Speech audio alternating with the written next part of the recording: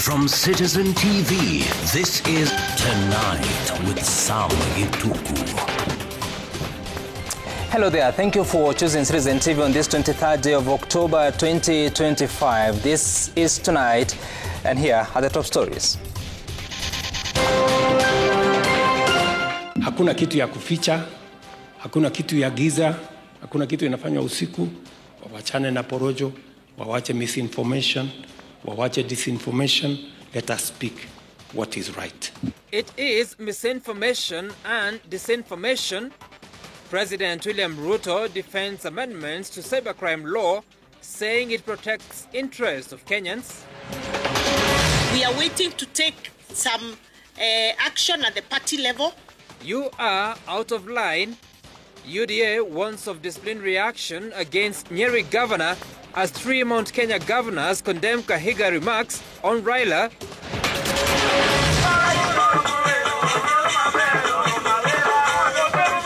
Taking the reins, Raila Odinga Jr. installed as head of the Odinga family as mourners continue to flock Bondo to honor the fallen statesman. In life and death, the impact and consequence of Raila Odinga on the special single-issue edition of the News Gang.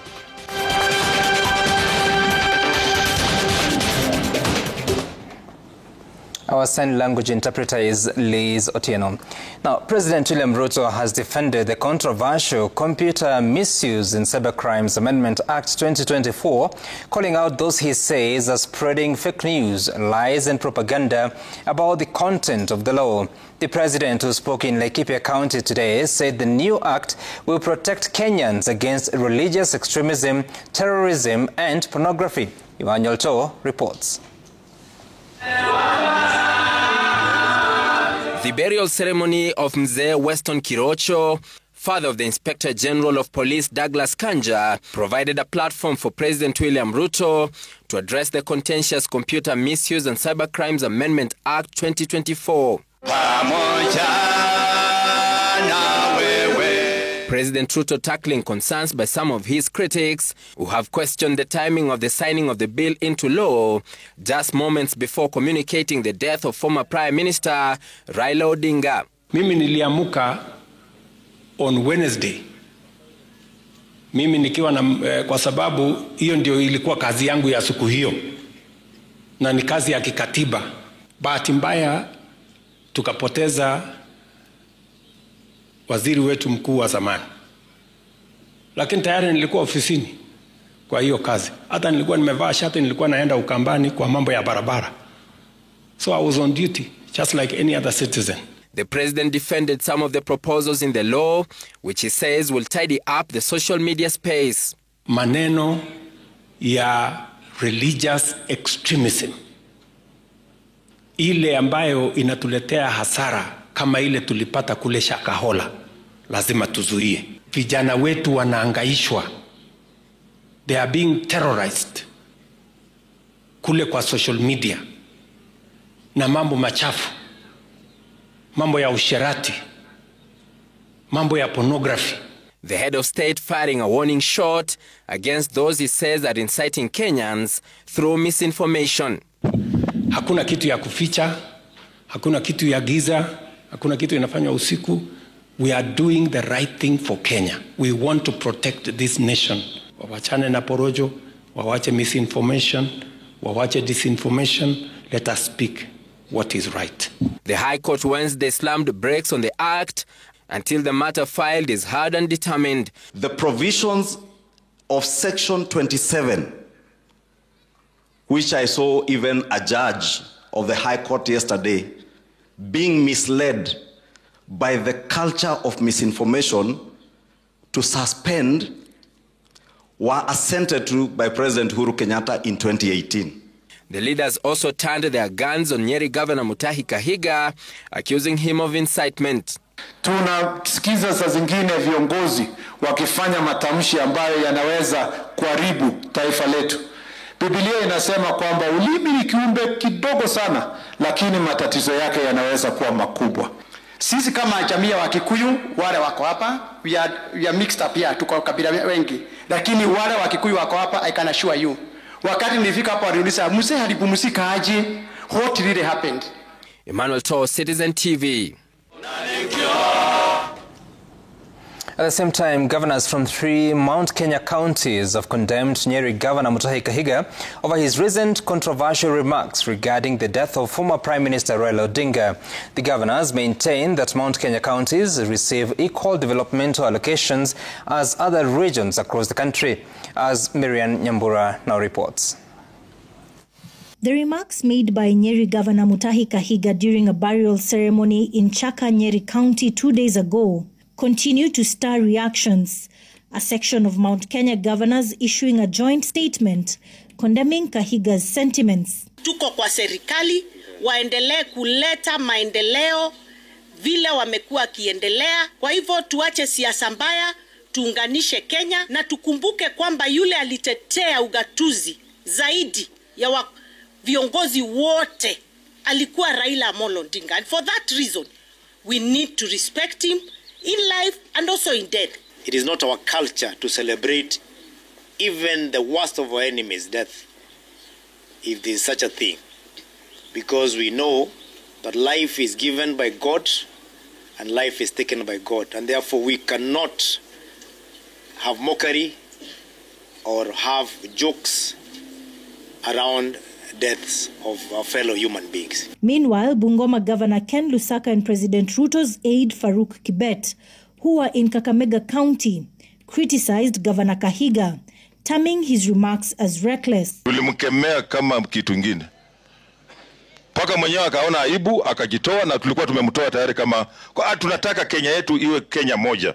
Mumeona hata kwa kifo ya Raila wale wa kabila wamejitokeza na wakasema hatu wamefurahi sana kwamba Raila Odinga amekufa.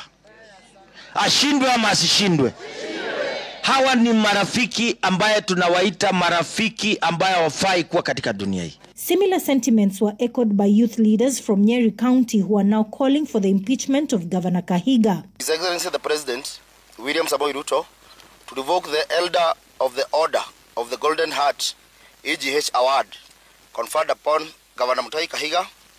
Further, we urge the revocation of his diplomatic passports, as we believe he no longer upholds the value, decorum and dignity expected of leaders. This is not the first time he's making such inflammatory remarks.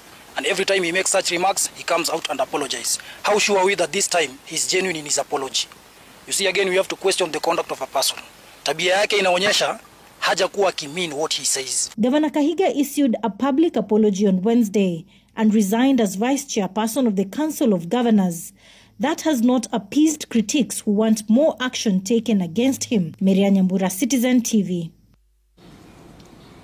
Raila Odinga Jr., the only surviving son of former Prime Minister the late Raila Odinga, has today been installed as the head of the Odinga family at a traditional ceremony held at the Opoda farm in Bondo. Jr. was handed a spear, shield, as well as other paraphernalia to signify his taking over the family mantle. Laura Otieno now reports on the cultural ceremony that involved shaving of the head, as well as driving a herd of cattle out of his father's homestead. Raila Odinga Jr. is now the head of the Odinga family. In a ceremony held at the family home in Bondo, Raila Jr. was first sat on a traditional stool and his hair shaved off by one of his grandmothers. Shortly after, he was donned in cow skin, handed a shield and spear, all symbols of power, signifying the transfer of power. This is not political leadership, but this is the leadership of the home. The larger Odinga family, which I chair and which I lead, is still under me. A herd of cows was then driven out of the homestead. Sasa kijana yetu ni mkutu mkubwa, na hiyo ndume While dancers gyrated to tunes of traditional Luo music, Raila Jr., accompanied by his peers, made his way to his father's grave, using his newly given tools to symbolize his new role as a protector and head of the family. If we count from Sunday to last night, it is exactly 4 nights. And that is in our culture, the 4th night. After the 4th night, that is the day. Now, normally, the funeral ends officially. According to Luo tradition, the eldest son assumes the family's leadership mantle upon the death of his father. The installation of Raila Jr. signifies a new dawn for the Odinga family. However, Raila's legacy continues to be cemented not just within the family, but around the country and the region at large. Laura Otieno, Citizen TV, in Siaya County. At the same time, Royal Media Services chairperson Dr. S.K. Macharia paid his last respects to his longtime friend and confidant, the late Raila Odinga, at Kang'o Ka Jaramogi in Bondo. Dr. Macharia laid flowers on Raila Odinga's grave and joined the Odinga family in mourning at their Opoda farm home. He remembered Odinga for his huge sacrifices for Kenya's posterity, as Melita Oletenges now reports. The death of former Prime Minister Raila Odinga was a huge loss to his close friend of several decades, Dr. S.K. Macharia. Thursday, Dr. Macharia arrived at Kang'o Ka Jaramogi to honor the late Raila Odinga. He placed flowers on his grave and paid his final respects. Dr. Macharia then proceeded directly to Opoda farm to grieve alongside the family of the late Raila Odinga, including his widow, Mama Ida Odinga. He recalled how his close friendship with Raila Odinga began, following a final meeting with Jaramogi Oginga Odinga, where Jaramogi had entrusted him with the care of his 2 sons as he left his Ajip House office in the early 90s. So I walked him downstairs and put him in the car to come to Bodo and come back to Nairobi the following week. As I put him in the car in Nairobi, he told me he has 2 sons, one called Oburu and one called Laira. And I'm warder of them, of the 2 of them. I take care of them. In early 1992, sometimes in March, when, do I say I lost my job? Or I'll say I was sacked? I was sacked for the 2nd time. The people who reached me first was SK. When that happened, I moved to Ajip House, where Jaramogi's office was, and SK came there, and he thought I was the secretary, but actually acted like one in Jaramogi's office. He mourned Raila Odinga as a true friend who dedicated his life to the struggles for democracy and the development of the nation until his final days. You take heart, Mama. Take heart. Thank you. We were fighting him there. He's a great man. He was a great man. Just like his father. Like father, like son. He was a great father. For this country, he has given to this country what we don't know. Maybe the history will tell us. But for now, we don't know anybody else who has given that much of his life to this country. Mama Ida Odinga thanked Dr. Macharia for standing by the Odinga family through both the good times and the bad, describing him as a true family friend.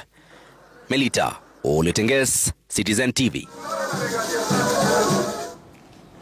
Now, the Ugandan High Court has dismissed a case seeking to compel security officials to produce missing activists Bob Njagi and Nicholas Oyoo.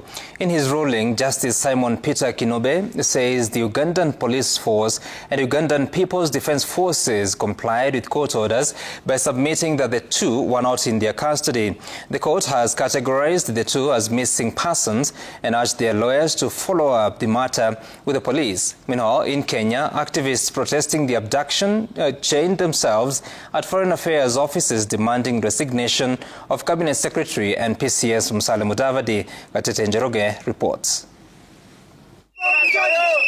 Shackles and a clamor for freedom for missing activists Bob Njagi and Nicholas Oyoo, believed to be held by Ugandan authorities. But it is a fleeting cry from answers given by the Ugandan High Court. A ruling delivered by Justice Simon Peter Kinobe dismissed a habeas corpus case filed by two Ugandan lawyers seeking to have Ugandan security agencies to produce the two. Justice Kinobe, who had directed Ugandan Police Force and Uganda People's Defense Forces to produce the two, says the security agencies complied with court directives after submitting their responses stating the two were not in their custody. He states, and I quote, "I find that one cannot squeeze blood from a stone. The state can only produce what it has, and it would therefore be unrealistic to expect the desired outcome from circumstances that could not, in any case, yield it." With that, the court categorized Njagi and Oyoo as missing persons. Justice Kinobe urged the counsel representing the two to file a missing person report with the Uganda Police Force, who are charged with leading investigations into cases of missing persons. Activists who have been pushing for the release of their colleagues took their cries to the Ministry of Foreign Affairs. They chained themselves at the main entrance, where they camped for over 3 hours. Their demand: immediate and unconditional release of Bob Njagi and Nicholas Oyoo. We are occupying the Foreign Affairs office. We are here at the entrance. We are not going home. We are not relenting until Bob Njagi and Nicholas Oyoo are released immediately by the abductors. And we are aware that the government is complicit in all this. Yes. And that is why we are demanding for the immediate resignation of the Cabinet Secretary for Foreign Affairs, Mr. Musalia Mudavadi. Yes. Efforts by police and ministry officials to engage the group failed, as they demanded for audience with either the Cabinet Secretary, Musalia Mudavadi, or Principal Secretary Korir Sing'oei, who they claim have failed to secure the release of the two. Vocal Africa, in a letter to the Ministry of Foreign Affairs, has urged the government to issue a formal and firm diplomatic protest to the government of Uganda, demanding the immediate disclosure of their whereabouts, activate regional and international human rights mechanisms to probe the cross-border disappearance. Down with silence, down! Down! Gatete Njoroge, Citizen TV, Nairobi. With human rights forward! The judiciary in Kenya was on Thursday forced to defend decisions it has made in recent days on matters disputing policies passed by the executive after it was accused of having fallen back on its boldness and standing for what is right. While expressing fear that recent judgments and rulings have threatened to erode the trust of Kenyans in the judiciary, Mombasa County residents who attended the Supreme Court's annual town hall engagement sought to understand whether the judicial officers were facing intimidation, especially after the historic nullification of the presidential election in 2017. Kamomongi reports. The annual Supreme Court Town Hall Engagement Forum held at the Mombasa Law Courts on Thursday saw Supreme Court Judges Njoki Ndung'u and William Ouko come face-to-face with Kenyans who are expressive about recent judicial decisions in matters challenging policies and directives from the executive. It's like you are developing cold feet, the Supreme Court. It's like you've been intimidated by the state and you are losing your grip. The fears were first expressed by Yusuf Abubakar, an advocate and a human rights defender, who compared the Apex Court's boldness in nullifying the 2017 presidential election to judgment and rulings that have been delivered afterwards, especially on matters touching on the violation of human rights by the state. They are scared that things may not go the pre-2017, where you exhibited the boldness, the courage to confront human rights violations. The perception we have is that you are now intimidated. Okay, we are a constitutional democracy, but from where I stand, we are a wobbly democracy. At times I wonder, are we a failed democracy? Are we a catalyzed democracy? Are we a democracy sui generis? In their defense, Justices Njoki Ndung'u and William Ouko stated that judgments and rulings come after careful consideration of the law, devoid of pressure and intimidation from different quarters. Intimidation also does not come also from the state. Intimidation will come from religious groups who say, you must decide this way. So in the end, we just have to look at what does the law say? I think we've done well. If you allow me to judge that with these 13 years, we've done very, very well. And so when we had our conference, we discussed all the 5 areas of jurisdiction.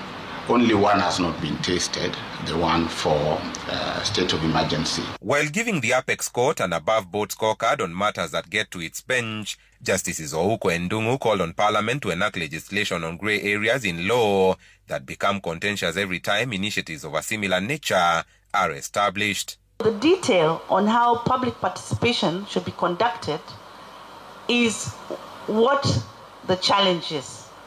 We raised this in our decision in BBI, and we gave principles, like we should as a court, what should be the guidelines for public participation, and we asked Parliament to enact a law. Kamau Mwangi, Citizen TV. The body of a young man killed during the chaotic public viewing of the body of the late Raila Odinga at Kasarani Stadium has been positively identified as 23-year-old Michael Okoth Okumu from Kibera. A post-mortem report reveals that Okoth died from lack of oxygen and sustained multiple head injuries. And as Ode Francis now reports, the Independent Policing Oversight Authority is now under pressure to ensure police officers involved in the Kasarani incident are held accountable. For 5 days, the family of Michael Okoth Okumu believed their son was at work, going about his usual carpentry job in Kibera. Unknown to them, he was among 5 people who lost their lives in the chaos that erupted as thousands flocked to Kasarani and Nyayo to pay their last respects to the late Raila Odinga.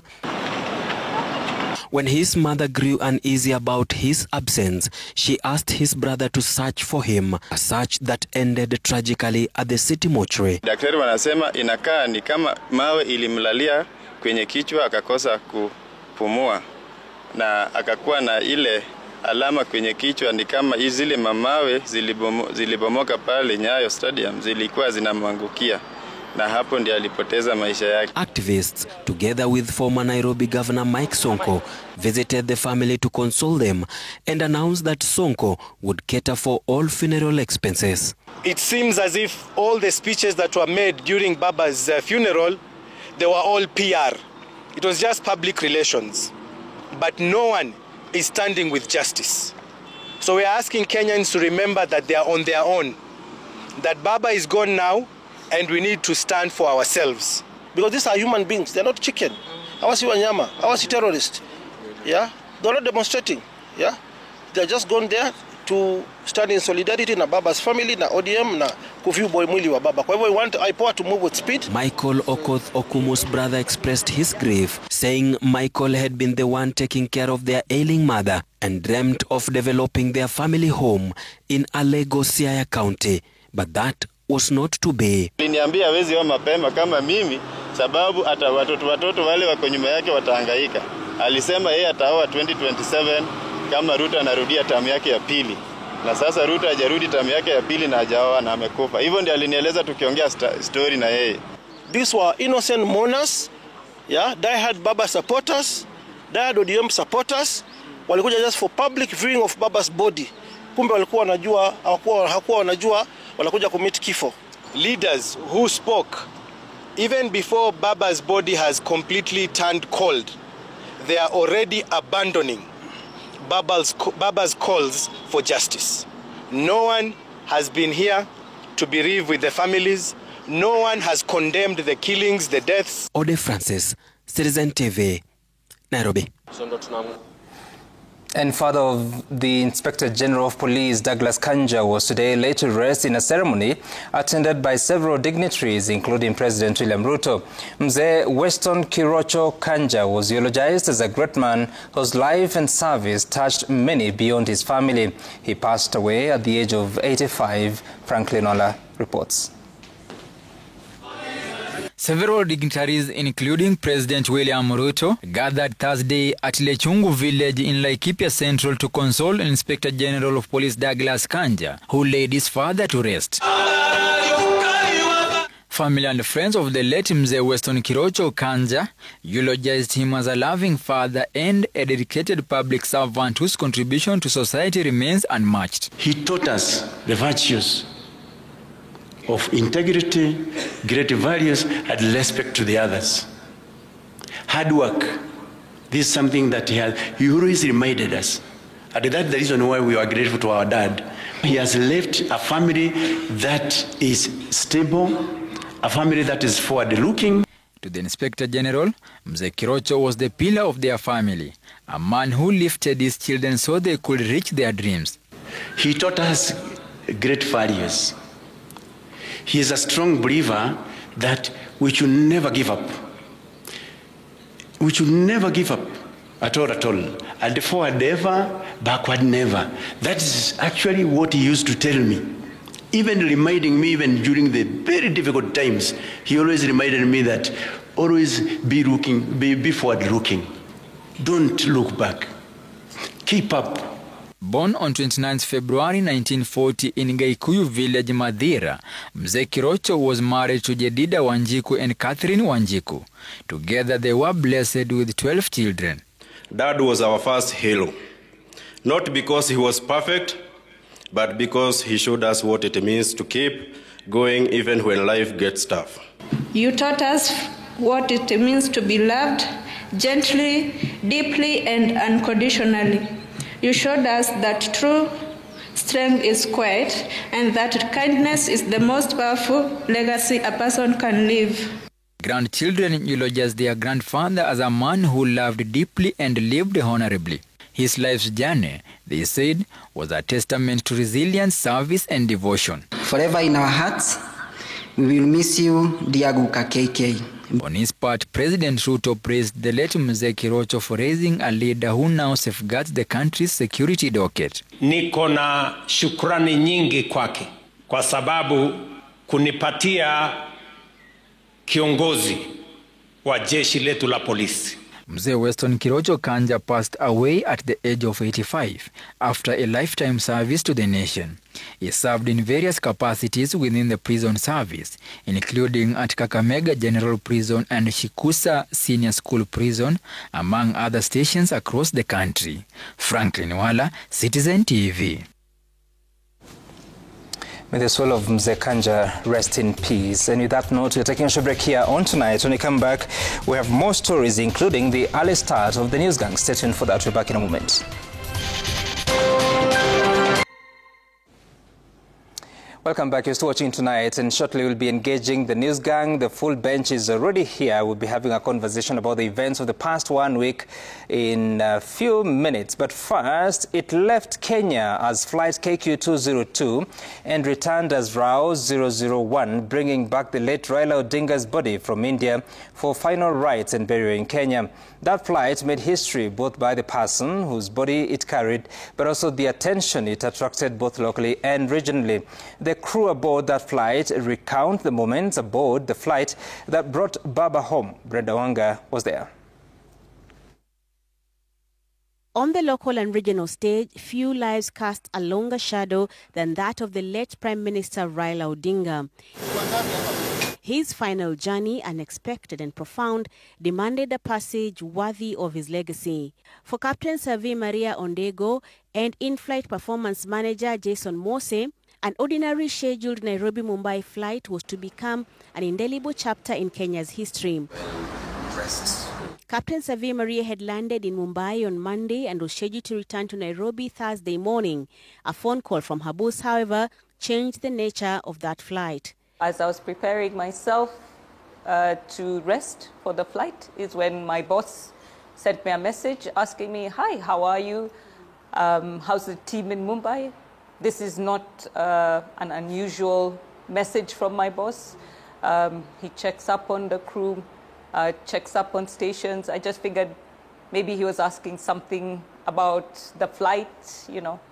And that's when he said, "Oh, okay. I know you've heard what's happening in the country." I said, yeah, I have. It's a sad day. And he said, "So, since you guys are there, kazi kwenu." Savi Maria, a veteran with 18 years of flying experience, was entrusted with not only the hundreds of souls aboard the flight, but also with the sacred duty of delivering a national hero home.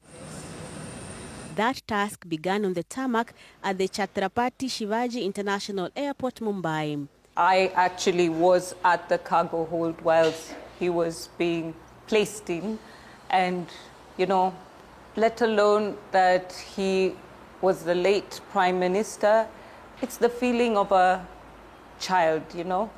I could understand Winnie's feeling that, no, I'm somebody's child, the father's gone. We were doing a... Jason Mose, on the other hand, had the task of caring of the passengers on board both the flight to Mumbai and the return to Nairobi. On board, government dignitaries and family members alongside the scheduled passengers were his main concern. This was not a normal flight. I understood that. It's not a normal flight. And Kenya Airways did everything to accommodate the government delegation and the family members who were traveling. And of course, there were emotions running around. People were sad. And everybody, especially from Kenya Airways, wanted everything to be perfect. This is your captain speaking. Today, we acknowledge a significant loss felt across Kenya and Africa.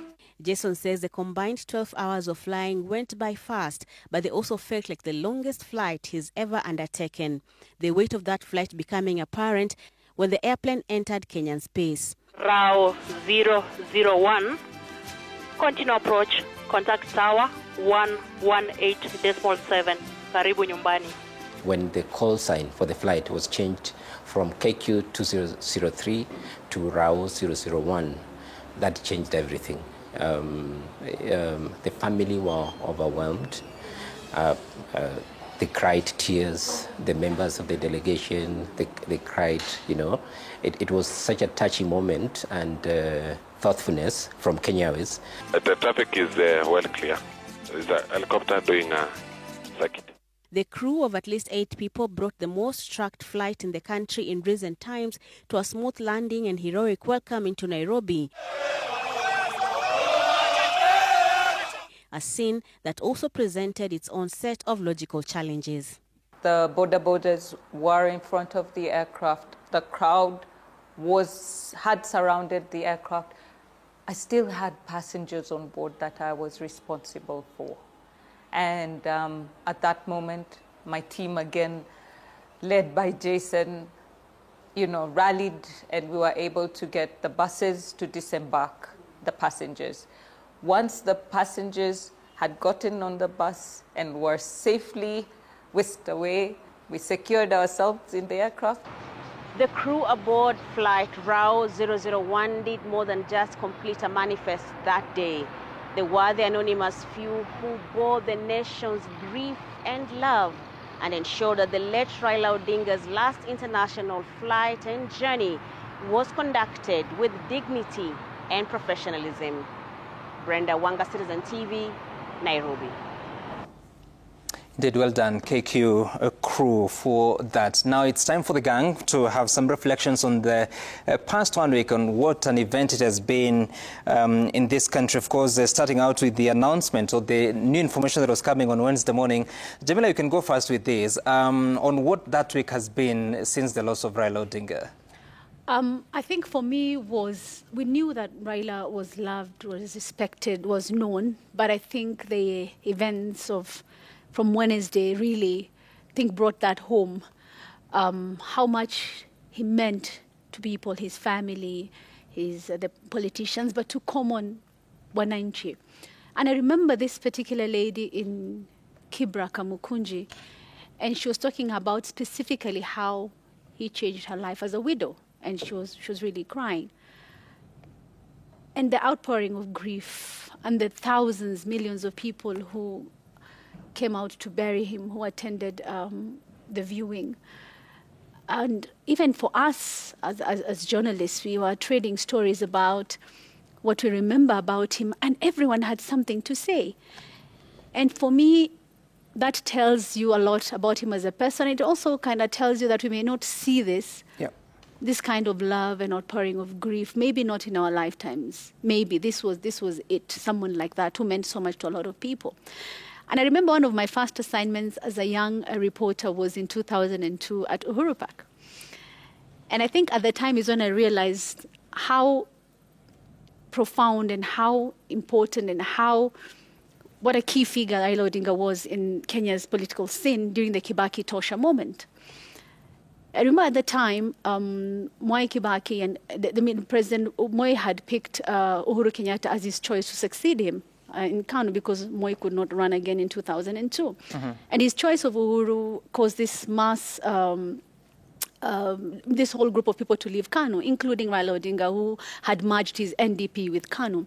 And they all left and went and formed LDP, and he was together with the Mwai Kibaki of DP, he was together with the Charity Ngilu of NPK, and they formed the National Rainbow Coalition, just a bit of history.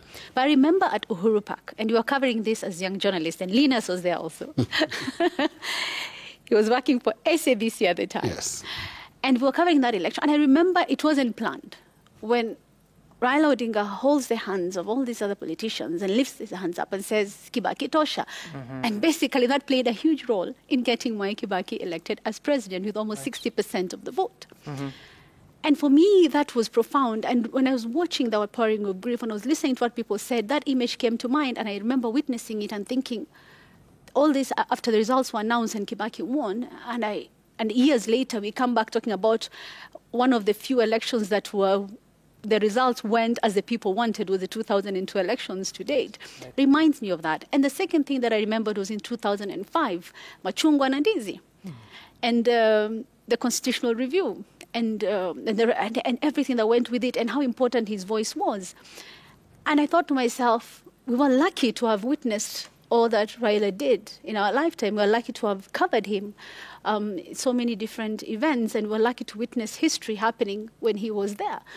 And it's a big loss. And from the moment the call came in the morning to when we finally laid him to the ground, I think images kept going through our minds about what Raila really meant to a lot of people. And tunaomba Mwenyezi Mungu amlaze pema palipo na wema.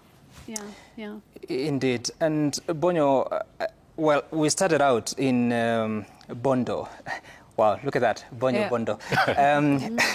You were not there, but along the way you joined us, and you were very helpful in understanding a bit of the culture that we're witnessing.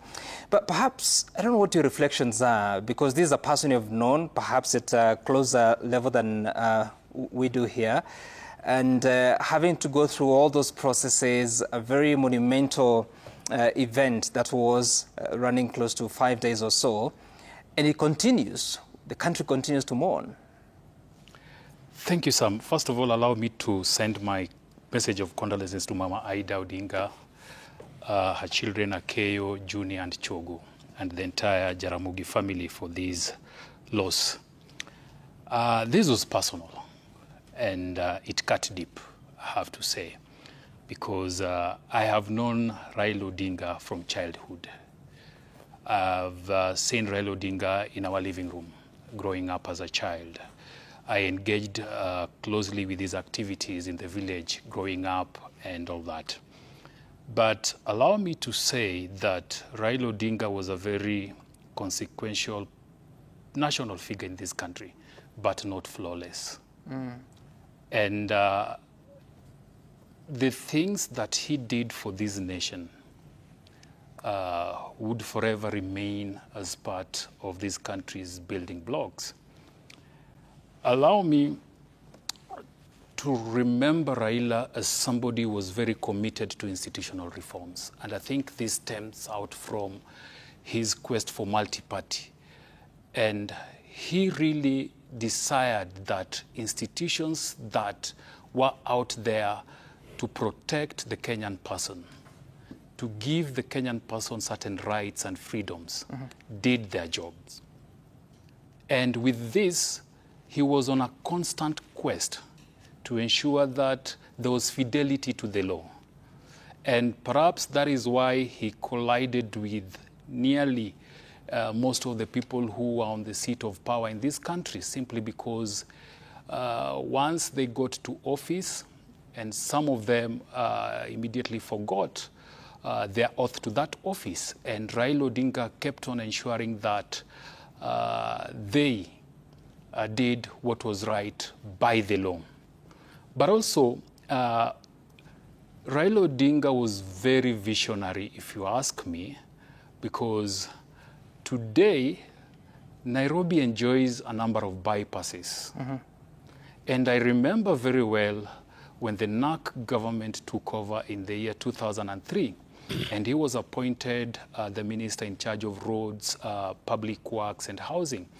And one of the first things he did was to try and find out how the city would be decongested. And he came up with this idea of bypasses, overpasses, and whatnot.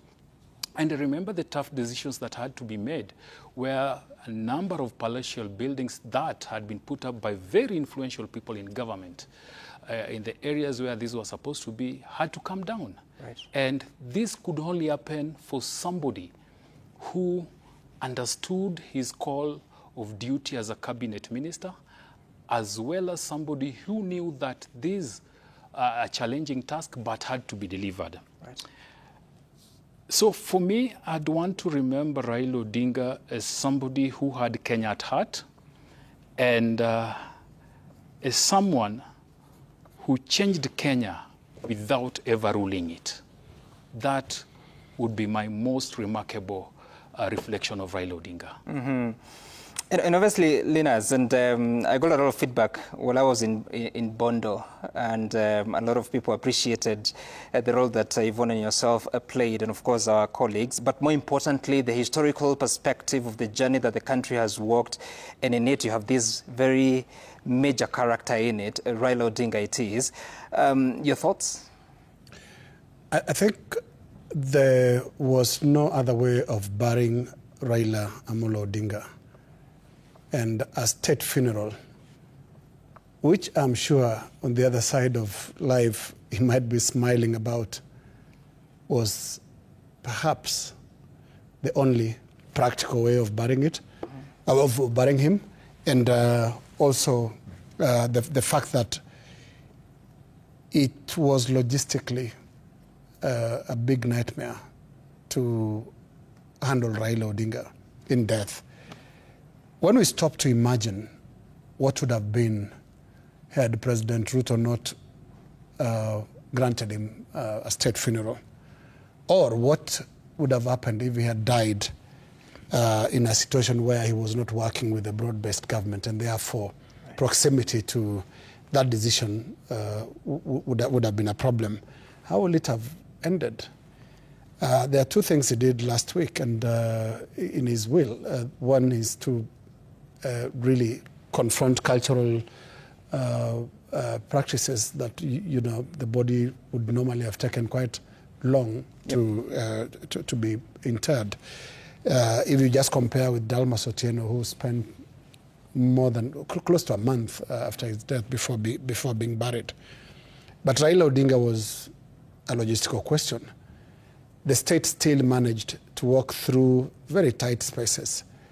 If you remember the lying in state that was supposed to have taken place in the Houses of Parliament, that was practically impossible on day one, where the body was supposed to be displayed for the public to come and pay their homage. But it proved very, very difficult because of crowds. When it was moved to Moi International Sports Center, Kasarani, one would have imagined that there is more space there, and then so it can be done well. That did not happen, and a number of people actually lost their lives in the resultant shooting that happened in that place. So I think in death, Kenya has honored Raila Odinga in a way it did not honor him in life. He was given full state honors, performed by the military, the Kenya Defence Forces. You remember the pallbearers were all from the Kenya Defence Forces. There was a 17-gun salute, and you were in Bondo, and great job there. And we saw all that. And remember what James Orengo said, the governor of Siaya. He said his father was not given a state funeral despite the requests by the opposition at the time. I think, just in concluding, it's a lesson to Kenyans, because now after Professor Wangari Maathai, Raila Odinga becomes the second non-former president to receive such honors. And it's a good statement that you don't have to be a president. You may have contributed in a way that actually merits the kind of send-off that Raila Odinga received. Yvonne, your thoughts, especially not to really limit your views, but also the display that we saw, the entire, from Nairobi, or is it from Mumbai to Bondo, the display of cultures and the coming together of all factions, whether it's politics, whether it's cultures, and everything. Yeah, I think it was, for me, a lesson in history on all fronts. Our history, our political history, our economic history, our cultural history as a people, who we are, why we do what we do, our legal history. I think that for me was what was poignant. And in every moment I kept watching, you know, it's where you want to sear it in your memory and say, this is a moment in history that I'm witnessing now, that we will tell people about, you know, for many years to come. And even as you look at, you know, these moments in history, it was a great moment to two things for me. Prominent people, heroes, public figures, whatever you want to call them, are human, first. They are flawed, second, and their decisions may or may not always agree with, you know, what you might imagine. So we tend to put heroes and all of these public figures on a pedestal, which is fine, but it's also always to remember that they're human and to therefore look at the entire body of their work and their life, so that even with some of the things that you might disagree with, some of the decisions that you might disagree with, but that you're able to look at the totality of their life. And for me, that is a man who charted his own path in faith, in politics, in law, in culture, and a man who was, I think, you know, we're saying it's the epilogue, but a man who was not very celebrated by very many people. But he was happy to let people create their own stereotypes. You say what you think you want to say about me. I know who I am. I know, you know, what I am. We learned so many things about his history, his deep rooting in faith in the Anglican Church, you know, about his baptism. Those are not things he ever sought to defend when people called him Mchawi. He never sought to defend his own culture when people talked about, and very retrogressively, about Luo culture.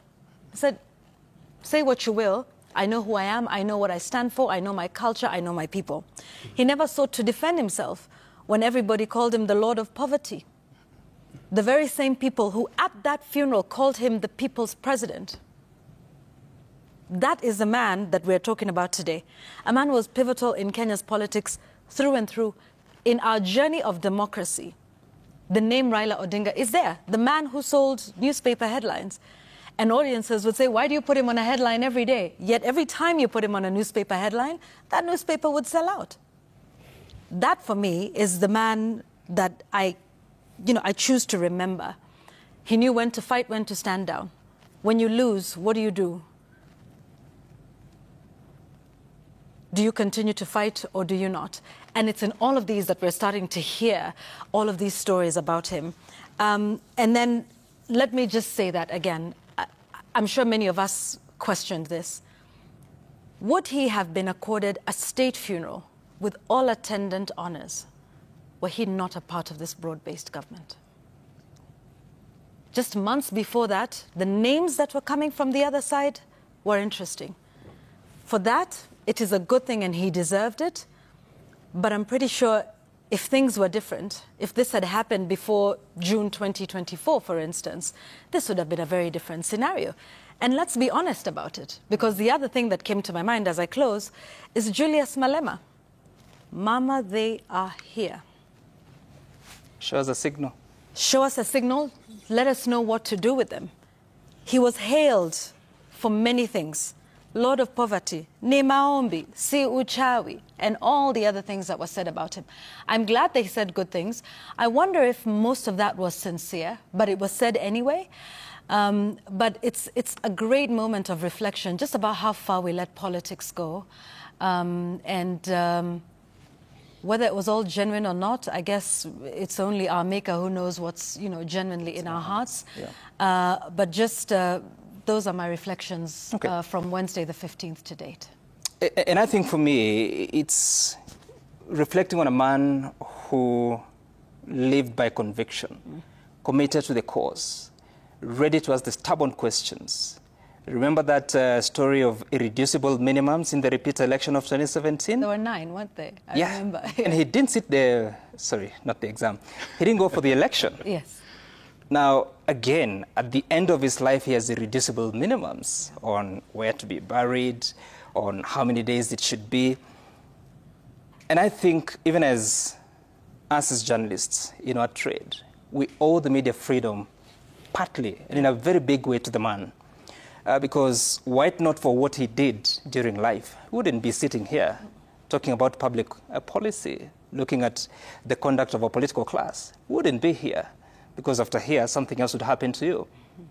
So I think there are many people that they are talking about how great the media was in telling his story. Maybe it was, but I think he told his own story. Our own role was to deliver it to the many audiences that we have. I'm just wondering how much of what this man was is in our history books, in our classrooms. Because yes, history is taught, civics are taught. How much is true history in those curriculum books? One can only hope that will be more genuine because there are people who control curricula, there are people who control what children are exposed to. Just how much is genuine?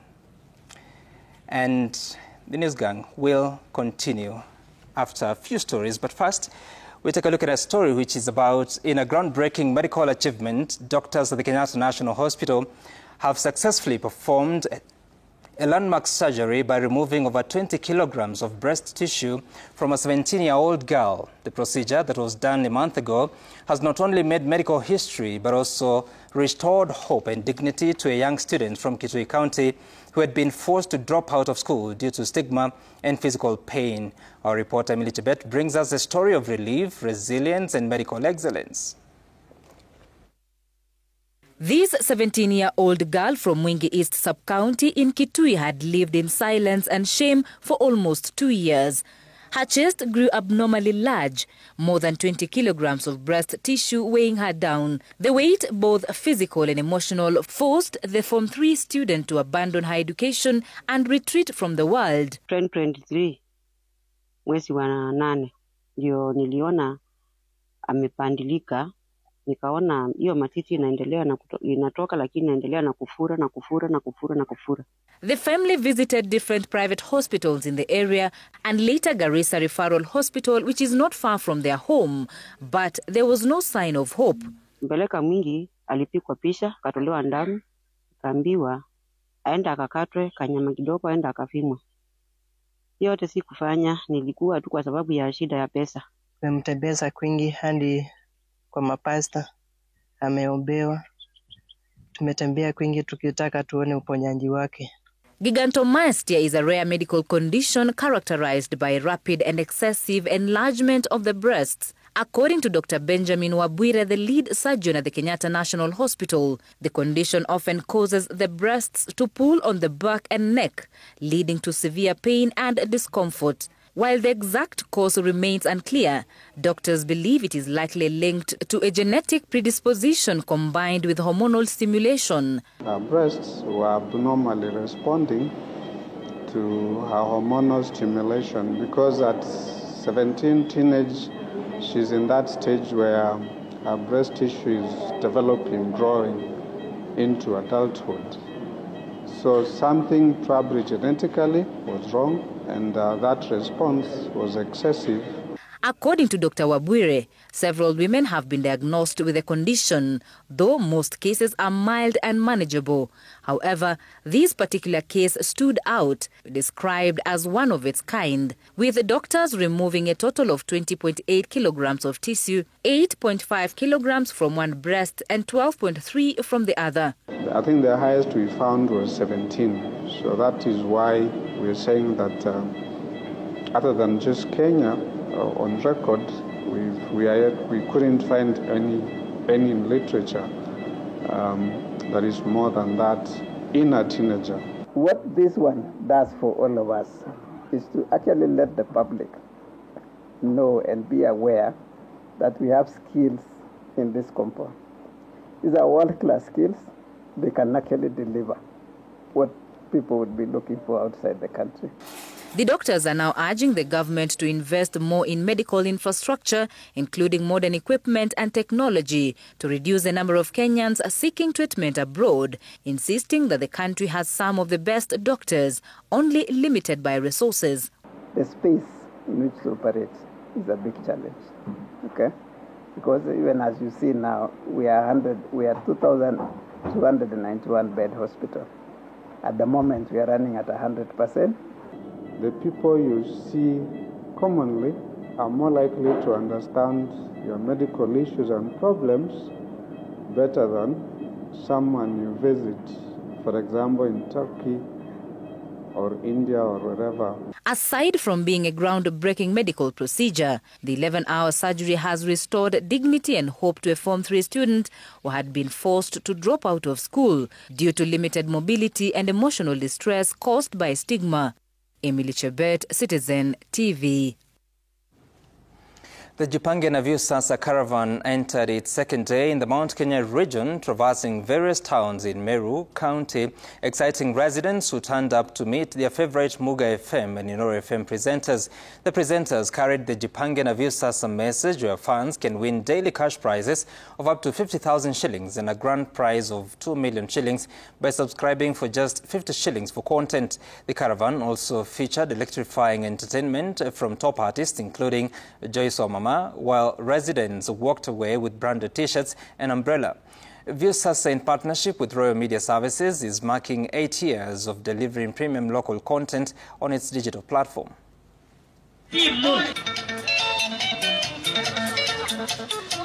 As a way of rewarding you for being our faithful customer over the years, we have a daily draw where we have a winner winning 50,000 every single day.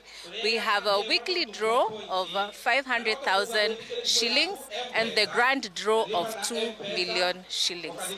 So subscribe and stand a chance to win.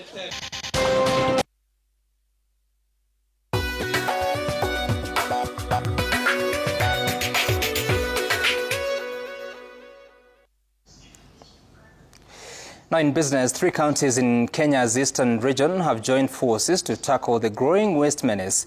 Meru, Embu and Tharaka Nithi counties have today signed a memorandum of understanding that will see them adopt a unified approach to waste management and turn trash into cash. Our reporter Dennis Otieno has the details. The agreement, signed in Katwana, Tharaka Nithi County, brings together the 3 devolved units under one framework aimed at converting waste into wealth. Collectively, the 3 counties generate about 1,350 tons of waste daily, much of which ends up in open dump sites. The governors say half of the waste produced daily is organic and can be converted into fertilizer, creating a value chain that employs thousands of youth. we import very many tons of fertilizer. We are saying as Met, if we are producing 57% organic as waste, then we already have a solution to what we normally import from outside, that is organic fertilizer for our plants. One of the solutions we're looking at is turning in our waste into what is useful for our agriculture activity. Under the deal, a special purpose vehicle will be established to attract investors, among them Ghana's Jospong Group, which specializes in waste management solutions. Individually, none of us has enough waste to attract an investor to come and invest in our region or in our counties. But collectively, we have a critical mass of waste that can actually attract an investor. Waste has been seen as a burden. Today, we define it as a source of energy, innovation, and opportunity. Together, we are building a model of regional cooperation that places our people's health, environmental protection, and economic growth at the center. The three counties also pledged to deepen regional collaboration. Dennis Otieno, Citizen TV. The private sector is calling on the government to lease out dormant agricultural institutions to help revive them. Agricultural Sector Network Chairperson Bimal Kantaria says private equity can play a critical role in catalyzing growth within the agricultural sector. He spoke during the opening of the two-day National Agribusiness Summit in Nairobi. The third big one that we have to talk about is this land commercialization initiative by the government, where they've got 1.5 million acres, which are then now want to lease out long-term leases to private individuals. A lot of our cereal growers in Kenya, especially the Kenyan investor, is looking to lease out large tracts of land, 10, 20, 30,000 acres of land, and they want to grow large tracts of maize and wheat, which I think is fantastic. And my only request to government is let private companies do the business. Government is in the job of regulation and management, but let us do the business, and Kenyan investors and Kenyan businessmen are very clever. We'll manage it. Safaricom has marked its 25th anniversary, celebrating its transformation from a mobile operator into a leading technology company. Over the years, Safaricom has grown its customer base to more than 50 million subscribers here in Kenya, while its mobile money platform, M-Pesa, now serves over 35 million active users. The telco's investments in network infrastructure and 5G rollout have also strengthened the country's digital economy and enabled faster access to government and business services. Regionally, the company's expansion into Ethiopia continues to gain traction, with its customer base surpassing 10 million. This celebration, we are excited to connect with our customers and communities through three major initiatives that reflect our gratitude and our purpose to transform lives. So there will be an NCP, which is a national consumer promotion, that will be announced sometime next week, that will allow our customers to benefit from our 25 years of existence. There will be a very good surprise customer delight initiative that will be, I'm sure, the talk of the country for the next couple of months, to celebrate them during this festive season. And this is quite important, the third one. We are going to be launching what we are calling Citizen of the Future. This is a program by our foundation that will shape the country's education sector for the years to come.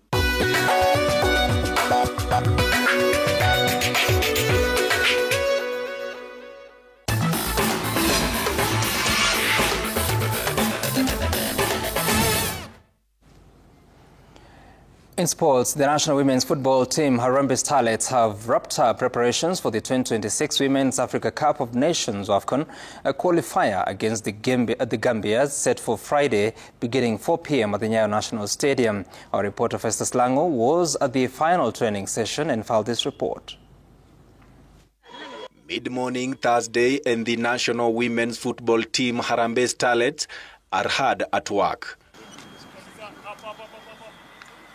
From bonding session, running and passing drills, The girls are leaving nothing to chance as they eye victory against the Gambia in Friday's Crunch 2026 Women's African Cup of Nations qualifier. It's a good match and it's an opportunity for them and for Kenya to go and compete in a big stage. They're looking forward for it, and so far so good. The camp is in good mood. Fani wakuje watushabikie venye huwa wanakuja kushabikia boys. Tunawahitaji kesho waje kwa wingi. Head coach Beldine Odemba says she is acutely aware of the strengths of their opponents, but remains confident her side can capitalize on the Gambia's weaknesses in Friday's encounter. We've seen how they score, we've seen how they approach their matches.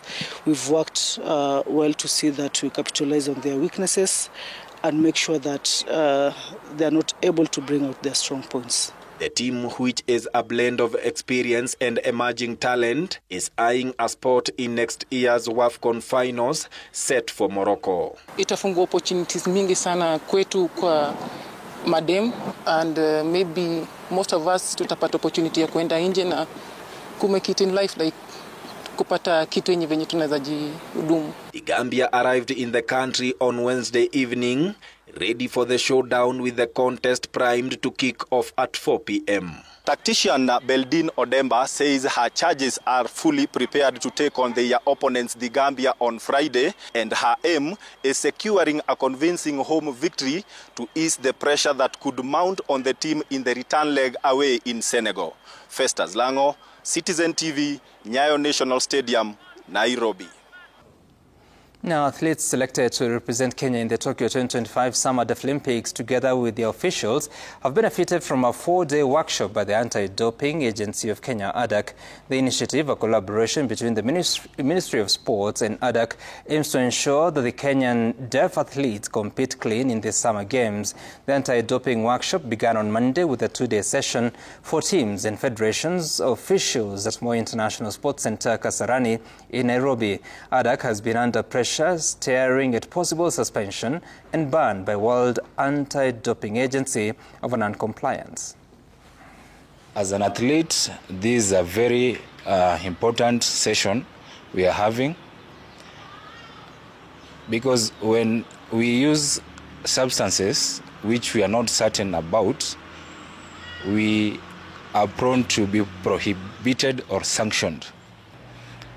We also, here in the camp, we have our coaches who are training us and even informing us about the importance of staying clean, with the purpose of going to Tokyo and coming back with gold medals. We have come to teach our athletes, to give information about doping. This is a very important session for our athletes and for athletics in general. In today's session, our athletes have learned a lot of things. A record 30,600 runners have registered for the 22nd edition of the Standard Chartered Nairobi Marathon, which takes place this Sunday at the Uhuru Gardens. Top Kenyan athletes will headline the event, including last year's bronze medalist Peter Kiwomoi, Collins Kipkorir, and Bethel Kipruto in the men's category. In the women's category, Esther Chemutai will spearhead the challenge, joined by Viola Kosgei and Ruth Wakabu. Meanwhile, Nairobi Traffic Commandant Joseph Chirchir has announced that the Southern Bypass will be closed from Ole Sereni Interchange to Kikuyu Town starting midnight on Saturday to facilitate the event.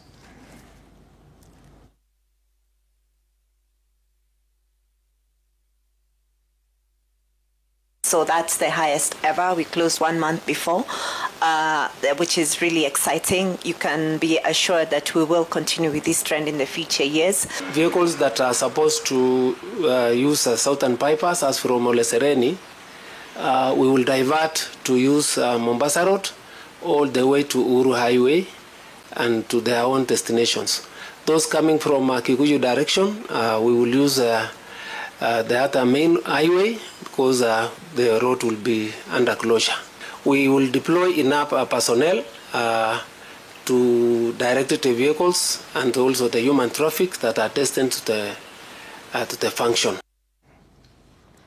Football Kenya Federation President Hussein Mohamed has urged football clubs across the country to build strong foundations of leadership and integrity to attract sponsors. Speaking during the opening of the 2025 Africa Football Business Summit in Mombasa, Hussein emphasized the need for accountability and commitment from the grassroots level to boost investor confidence. He also called for collaboration among African nations to tackle challenges affecting the sport and raise football standards across the continent.